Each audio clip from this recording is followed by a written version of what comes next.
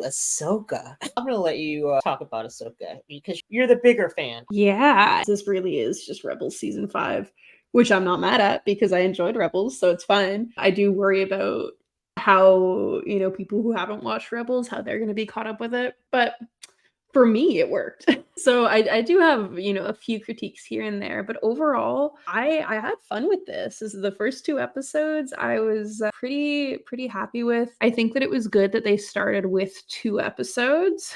That ending of the first episode, we'll get into that, but I'm glad that they didn't leave it at that. And these episodes are really just setting up, I think, the rest of the adventure that we're about to go on. And already, like, we know what the plot's going to be, which we have more direction than, Mando season 3.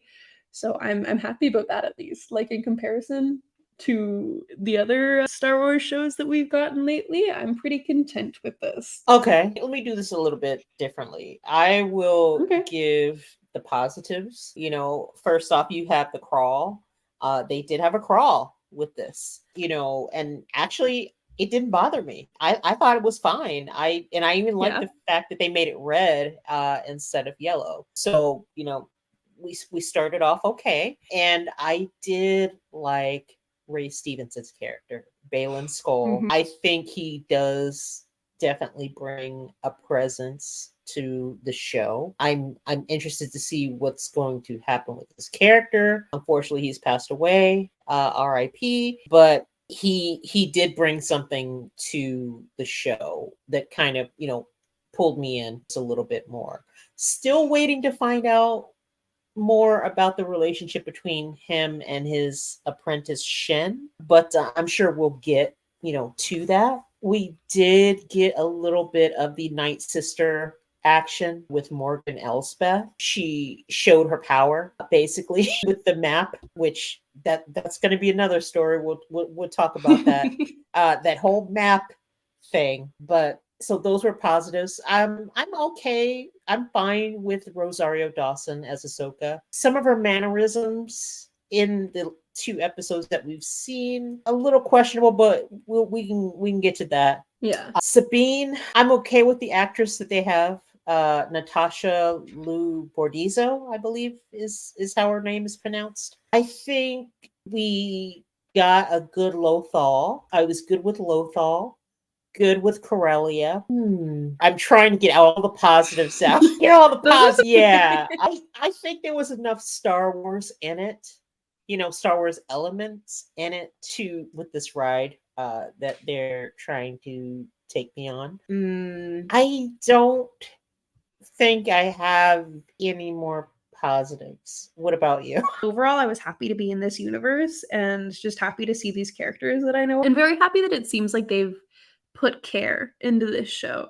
There's a few things that I think slipped through the cracks, but overall, like, it's fun to see these characters together again and just on screen, and it's just very exciting to see, and especially experiencing it last night, at a regular hour. That was really cool to be able to, be online while it was like being released live. That was a great decision. And it shows that, Disney is putting care into this project and they really do want it to do good. I think maybe we could just go through what happened, because I do have a few comments on this specific scene, the opening, because I wasn't, when we first started, I wasn't feeling it, when they were on the ship and everything. I thought that the crew was just acting kind of weird. But then, Race and his apprentice, whose name I don't know the actor's name, but Shin. I can't remember her name, yeah, but unfortunately. they did great. They stole the show, and I was like, okay, this is gonna be awesome. And then they lit the lightsabers. I wasn't mad at the color, I'm over that. But that was a really, really cool scene to start off, I think. And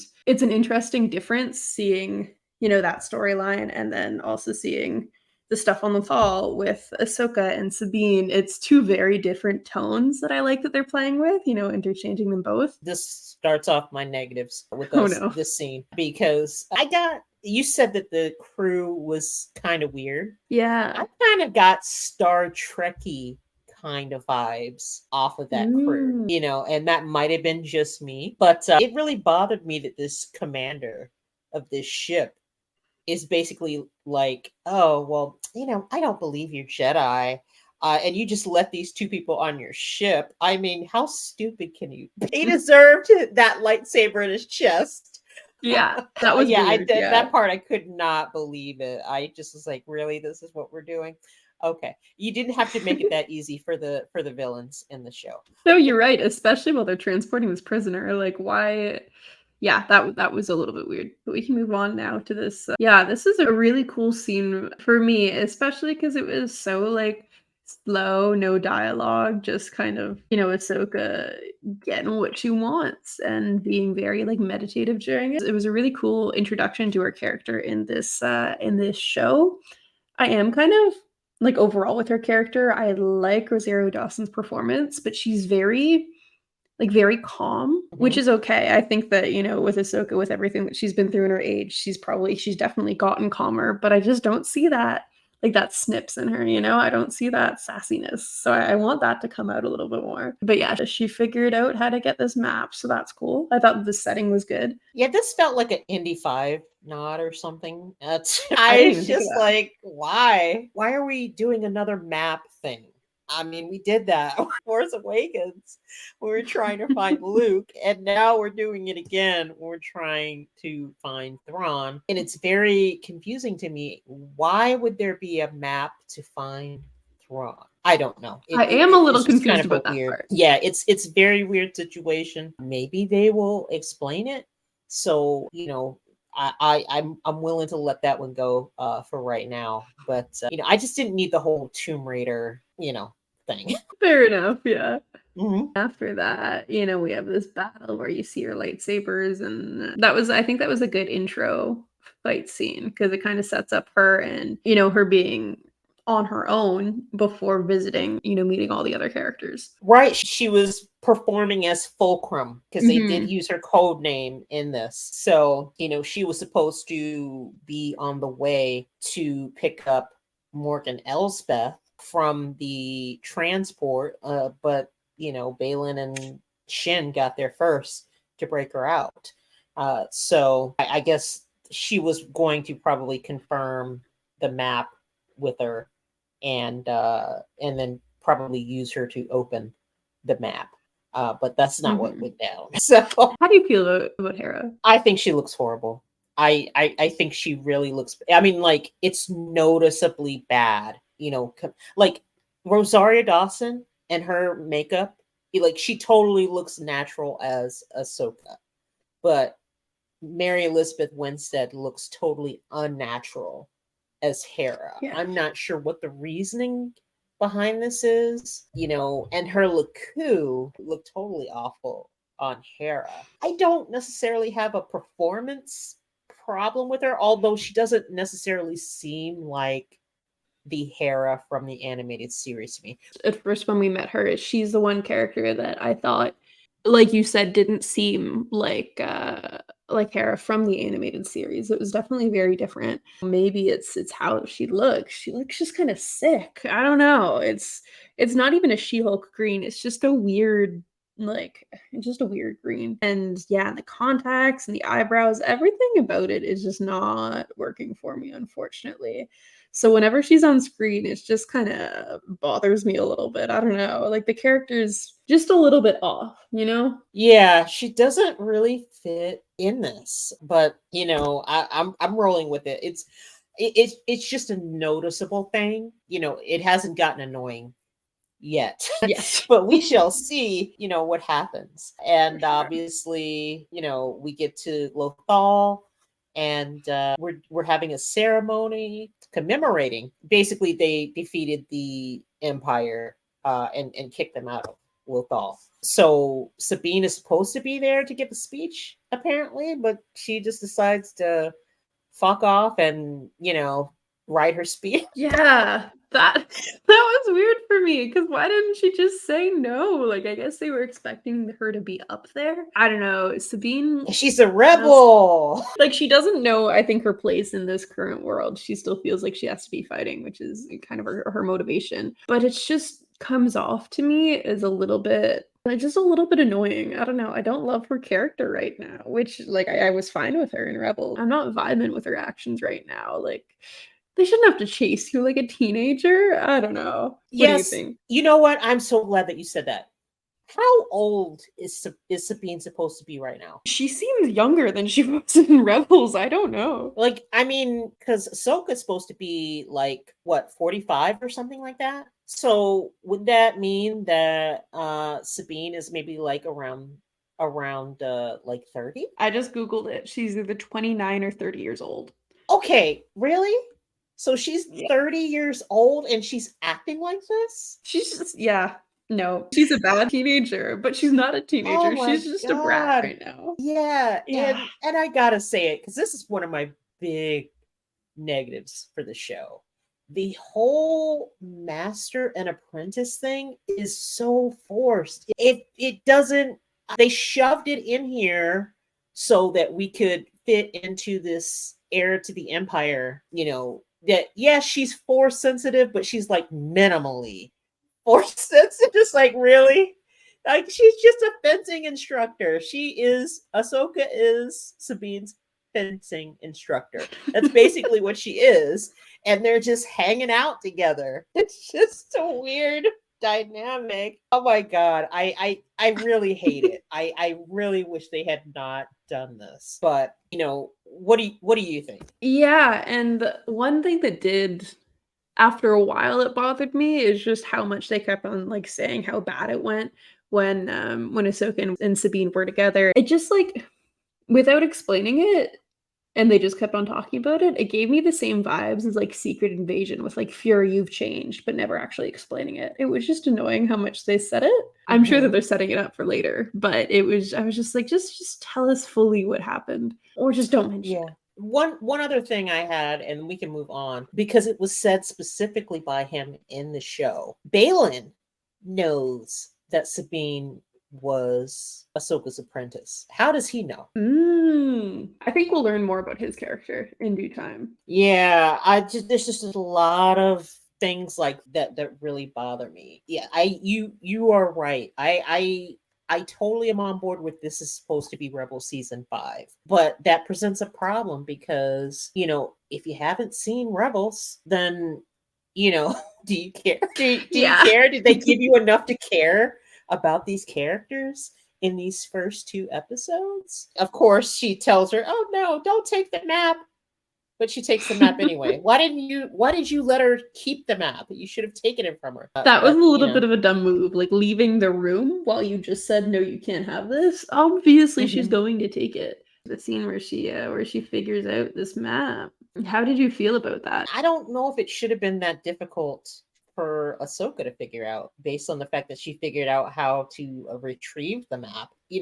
Yes, I need to get the map, but I also need to find a way to get Sabine with the map, as well. So yeah, I have problems with that. This is Dave Filoni's episode. Obviously, for some sure. reason, he's only directing 2, this season, even though he's a showrunner. I don't know. I think maybe Dave should have spent a little bit more time in animated, but that's just me. All right, so Sabine figures out the map, and unfortunately, she's also been found by Shin, Balin's apprentice, and there is a lightsaber duel. And somebody doesn't come out on the right side of this. But she does. Oh my god. See, this is my problem. Yeah. Because it feels like there's no stakes with these lightsabers anymore. People get stabbed a la Riva. Yeah, exactly. And they survive.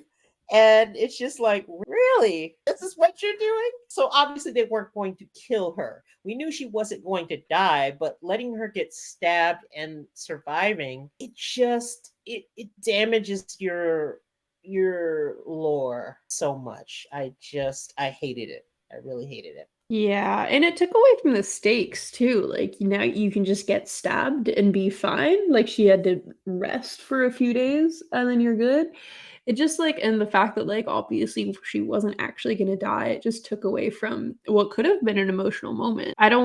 Yeah, I didn't love that. As soon as I saw that happen, it's just like, hmm. And then you start the next episode and she's fine. And it's like nothing happened.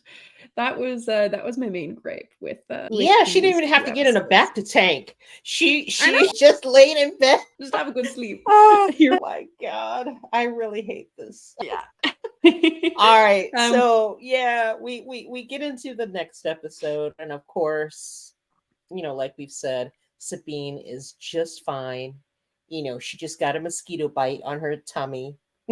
that's basically it. Oh god. Yeah. And then we get Hera in hologram, and they're trying to determine if the droid that she damaged, the information that took them to Corellia. And Yeah, so that kind of led them on their next adventure. yeah, and in this scene is where we get the from Hu Yang. He basically says, "Well, yeah, you've got some force sensitivity, but you've got the least amount of force sensitivity out of what I've ever seen." Basically, isn't that something similar to what he said? Yeah, that is the gist of what he said, which is very weird to include, I thought. I was like, damn, you're really just like, so she's force sensitive, but like, kind of, not really. She's just got enough in That her whole like thing. pinky, just enough in her pinky to register, which I hate. I'm Exactly. sorry. I am sorry. I don't know what's worse. Basically not making her force sensitive. Like we've seen a bunch of, in their little finger. It just I just Yeah. thought that was awful. It just and all it's just so forced. But okay, let's move on from that, because obviously I think both of us have issues with the way this is being handled. When we get to Yeah. Corellia, it gets a little bit more interesting because we still have a bunch of Imperials that are working in this shipyard and basically protecting it for Morgan Elsbeth, because they need the what's the part? It's escaping my mind right now. They need an engine Mm. basically to get to Thrawn is what they're building there. And they just happen to talk to a droid that said, "Oh yeah, I ran into this other droid who had like top tip top security clearance, and I couldn't say anything to them. And where's that droid? Well, that droid happens to be on a ship that's getting ready to leave right now." He's right over there, actually. Oh my god, that was Oh, that so was funny. crazy. And then you have all these people, they're like, "For the Empire." But then they I also was say that it's like it's not about politics and it's just about the money. There were two different like explanations for their motivations there, which confused me a little bit. Well, I mean, it is about the money, but I think they were double dealing here, because Mm. they were trying to do stuff for the Empire, but they were also doing stuff for the Republic. So I think that gets back to the whole DJ thing from, and I hate to bring it up, The Last Jedi, where he was basically Yeah. saying, hey, it's making money for both sides. So I think that's what they were trying to get at there. Yeah, But that's yeah, so we end up with another lightsaber fight, and we also get a space chase. Hera and Chopper go after the droid. And yeah. how'd you feel about Chopper? Oh, he's so cute. And the fact that he was the one that kind of saved the day and was so excited, that was really cute. So he was fun to see. And you know what? I was very entertained by his and Hera's dynamic, because obviously she understands Chopper, but they end up putting a tracker on this ship that's carrying this part that's going to get them to Thrawn. So we got another MacGuffin. We have this scene, this really dramatic scene How did you where feel about Sabine. that scene? Because obviously that was a callback to Kanan. We've basically seen this in the trailer already, so we knew it was coming, and I knew how bad Mhm. it was to look after her. That's what had me cringing. Yeah. Well, I mean, it didn't look good when Kanan cut his hair either. Yeah. It was more of a ceremonial thing. It wasn't necessarily cosmetic. But yeah, so good for them. Good callback, I guess. There were a few good callbacks in here, yeah, which were definitely appreciated for Rebels fans and people who did pick up on it, but I think it's not Mhm. so important that, if you don't pick up on them, it's not gonna detract from the experience. This is still, a scene that you can enjoy without knowing that. Right. Okay, Yeah. well, since we're talking about, scenes, callback scenes, this scene where we meet back up with Ahsoka, it looks like we did a little bit of retconning. A little bit of Mm. retconning in that scene where they meet at the mural. Because remember, we got Mhm. Ahsoka the White Oh, in yeah. Rebels when that finished up, and now we kind of have Ahsoka the Gray. Did you find that a little bit odd? Yeah, and I mean, it's like shot by shot. Very, very similar, which is interesting, but they did change it. So I'm not sure what's going on there. Do you have any opinions or theories? Well, I mean, it's basically Dave Filoni retconning himself. I didn't have a huge issue with it, but it was obviously a little bit more powerful when it happened Mm, than what yeah. we're seeing here in live action. So that just kind of goes back to my point. Maybe Dave should have just stayed in animation. I'm not sure Mm, if he was ready to jump to live action quite yet. yeah, do you think that maybe this would have been better as just a Rebel season 5 or an animated Ahsoka? Hmm. Yeah. I think that I still prefer this because it's different obviously, but I think it gets a wider audience excited. Obviously I had my criticisms, but overall I'm enjoying it and I'm really happy that I am enjoying it because I was very nervous. So with what we got, there were some things that bothered me, but overall I had fun and that's what mattered for me. I'm probably a little bit more negative on it than you. I think Mhm. that was pretty obvious, but that's I still do want to see what they have to offer. Where we're going to go with this part of the story because Balin, like I said, he's probably the most interesting thing in this. So I would like to see where they're going to go with the story.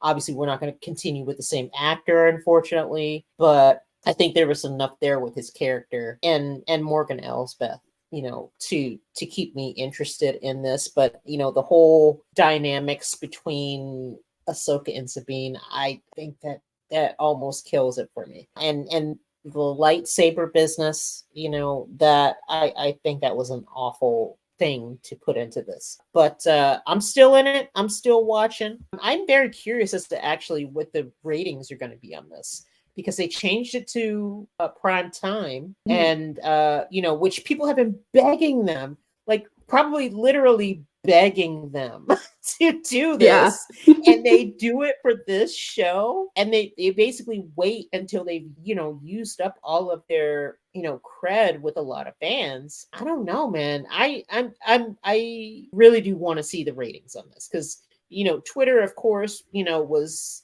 all over the place with the hashtags for the show and the characters and stuff. But I don't think it trended on Google at all. And Hmm. Google's probably the if you really Interesting. want to know if something is popular. So we'll have to see what ends up happening there. But we have talked about Ahsoka quite a bit, and I'm sure we will talk about it some more next week when the next episode comes out. But I guess we can close things out